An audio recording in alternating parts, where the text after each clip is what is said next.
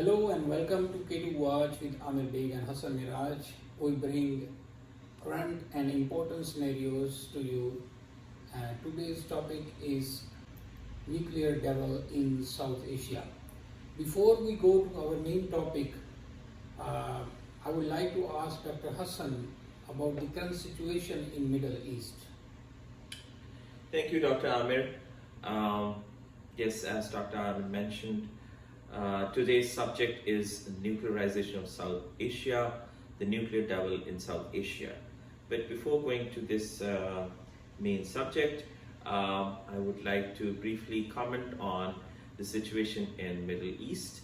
We cannot ignore that. Now, currently, the situation in Middle East has completely evolved into a humanitarian crisis, in which, as we know, the water supply, the food, everything is cut off. The aid that is being transferred through Egyptian border is minimal, and there is extensive bombing. And as of last 48 hours, the Israeli occupation forces have started the ground incursion, which is making it more difficult. The UN and all relief agencies are working day and night in trying to convince to achieve a ceasefire so that the children who are hungry and thirsty and being bombed from the sky, they could be saved. The images are unimaginable. So I would suffice to say that the most important part at this time in the crisis is humanitarian. It's not only humanitarian for Palestinians, it's also for Israelis, because the relatives of the Israelis hostages have met Prime Minister Netanyahu and have very clearly demanded that they want their sons and daughters back, and they want a ceasefire. They want the priority to be the hostages, not fighting, not bombing. They want all in all exchange of prisoners. I hope the Israeli forces understand this. This is a human cause at this point. What is the history of nuclearization in South Asia? South Asia is defined by primarily India and Pakistan.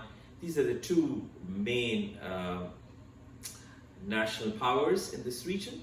And when it comes to nuclearization, of course, we are limited again to India and Pakistan. So our topic is nuclear devil in South Asia.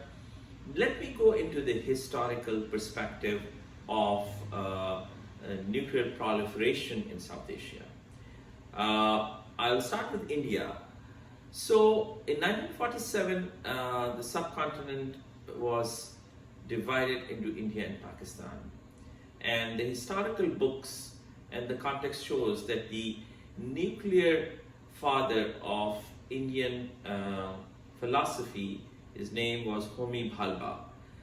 This gentleman in 1947 had already developed a philosophy that the Indians must have nuclear weapons.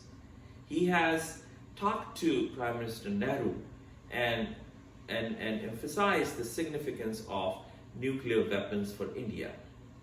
Although Prime Minister Nehru did not give him a go-ahead to develop nuclear weapons, but he had understood what Homi Bhalba was saying.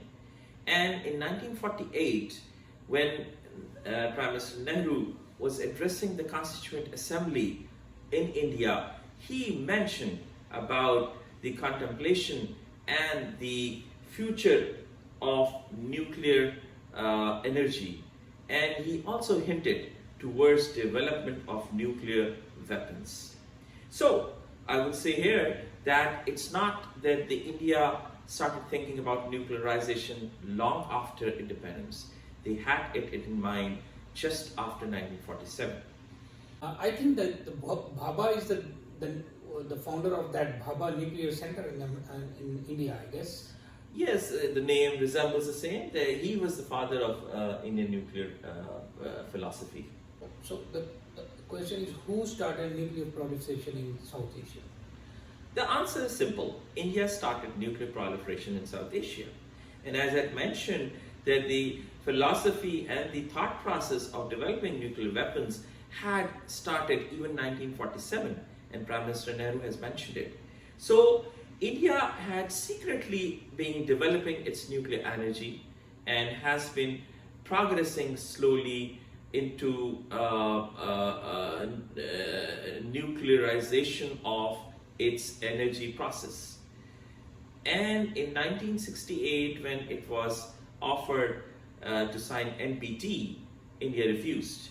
That also reflects what was in the mind of Indian planners, nuclear planners. India was facing a threat from Pakistan on a regular basis, in the sense that the relationships were very bad. The war in 1947, the division of Kashmir, the occupation of Kashmir, and after that the war in 1965, the war in 1971, and the skirmishes in between. And so there was never a pleasant relationship between India and Pakistan. But the question is, India is about 10 times larger than Pakistan. Indian conventional forces much larger than Pakistan. In 1947, India inherited a lot of resources which Pakistan did not have. Pakistan's founder, Qaid Muhammad Ali Jinnah, died 1 year after Pakistan's independence. That also brought Pakistan to a weaker side. India progressed and became a stronger country. So why would India need nuclear weapons to tackle with a much smaller Pakistan? The reason is this, that India wanted its hegemony, its control in South Asia. India dreamed to become the biggest power in South Asia. India did not believe in equality between the neighbors. And we see that how in 1971 India did the best to break Pakistan into two. So the mindset is not that it needed weapons for Pakistan. The mindset was a great dominance in the South Asia, and for which, of course, nuclear weapons were an important aspect. So, what are the Indian objectives? Indian objectives are control in South Asia, becoming a challenge to China, and since China had nuclear weapons in 1964, so to equalize with China, they also wanted to have nuclear weapons. And in the current situation, of course, we see the geopolitics is that the Americans want China to be contained, and they are using India to contain China. India has become, a proxy for America to contain China. So the objectives were again to dominate this region with smaller neighbors around it, and to challenge the bigger neighbor. Why Pakistan need nuclear weapons? Of course, this question is very relevant to this discussion. Why Pakistan needed nuclear weapons? Let me again go back into history. In 1947, Pakistan was created as a weaker nation compared to India, because India is about 10 times bigger than Pakistan, with much higher resources that it inherited, with other factors involved. Pakistan always, and as we discussed, there were wars between India and Pakistan, there were always problems. So a smaller neighbor will feel insecure, and that is very part of the common sense. So Pakistan's insecurity, because of Indians' intentions and actions, made Pakistan ultimately, finally, to think about nuclear weapons. But let me go before that. Pakistan's insecurity from India made it think how to become secure, for which it never thought of nuclear weapons. It always thought of having helping hands around. And we see Pakistan join CETO and CENTO which were the military organizations and dominated by America, so that in case India again becomes aggressive, Pakistan has somebody to help them. But what happened in the wars in 65 and 71 proved that these military alliances are of no use. When the war happened, nobody came to help in the real sense. And Pakistan slowly realized that these alliances will not protect Pakistan from an Indian aggression. Therefore, there was a thought process developed in Pakistan that we have to do something more. Now, in 1974, while Pakistan was dealing with the crisis that happened in 1971, in which India played the vital role to break Pakistan into two pieces, India developed and did the first nuclear explosion. And that was, of course, mind-blowing for Pakistan, because now India already has demonstrated over the last 20-30 years how they appear to at least weaken Pakistan, break Pakistan in two, and now they are doing nuclear explosion. So that was the time when the Pakistani Prime Minister Bhutto felt that this is an urgent moment for Pakistan, for the national security of Pakistan, and probably Pakistan started developing nuclear weapons. So the Pakistan's reason for developing nuclearization was its national security, national protection against an aggressive neighbor, India. How Pakistan nuclear weapons has avoided the war between Pakistan and India? This is a historical fact. And so the Indians did the first explosion in 74, and then the final nuclear declaration with explosions in 1998, in May 1998. And within 2 weeks span, Pakistan exploded their own nuclear, did nuclear explosions, declaring itself to be a nuclear weapon state.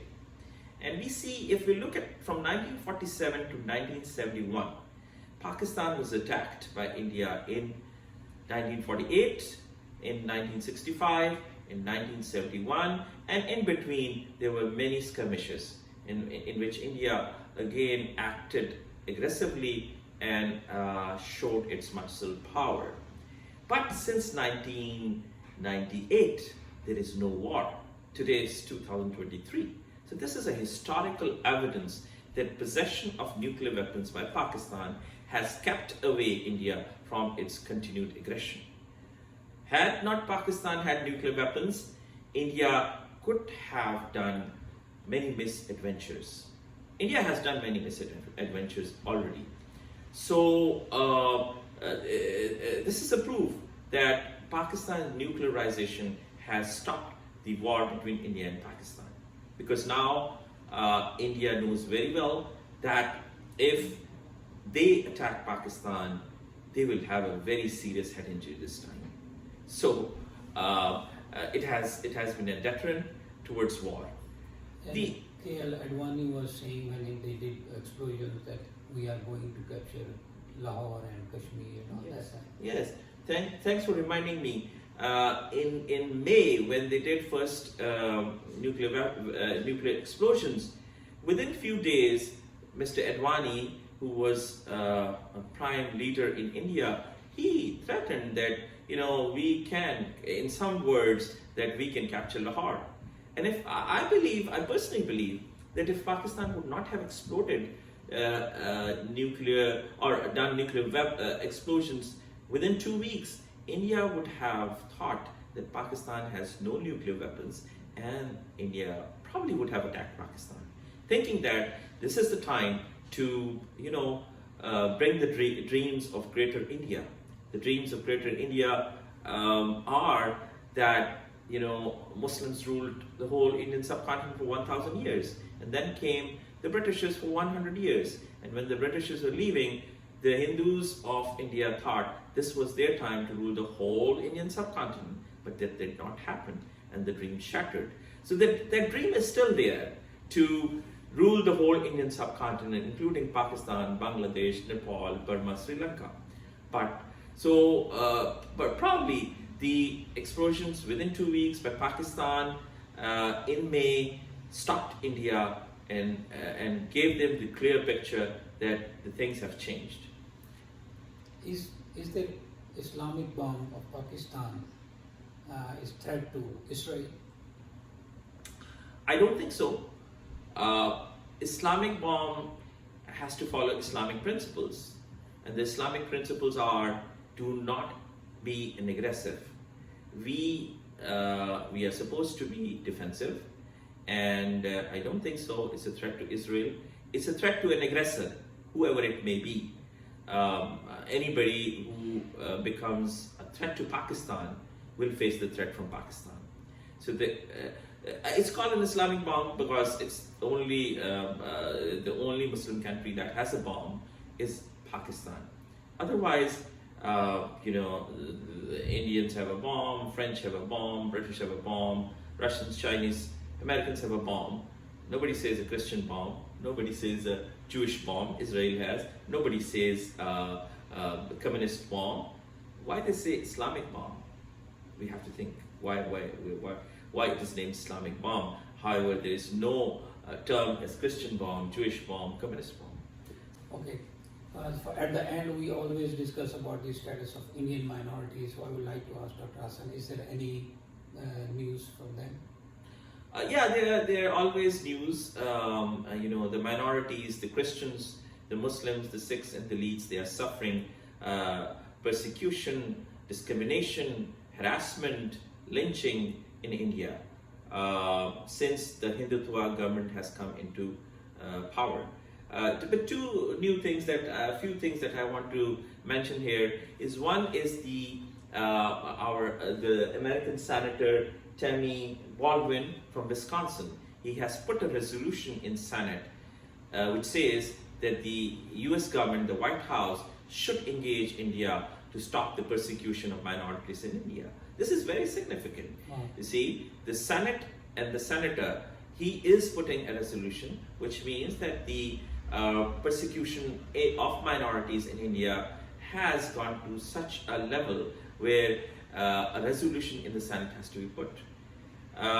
Now, Indian thought process about global power and to dominate the country as a Hindu state has brought many problems. Recently, we saw how they tried to kill a Canadian citizen of Sikh minority because Sikhs are demanding a separate country in the name of Khalistan in Punjab because they are not happy with the Hindu domination.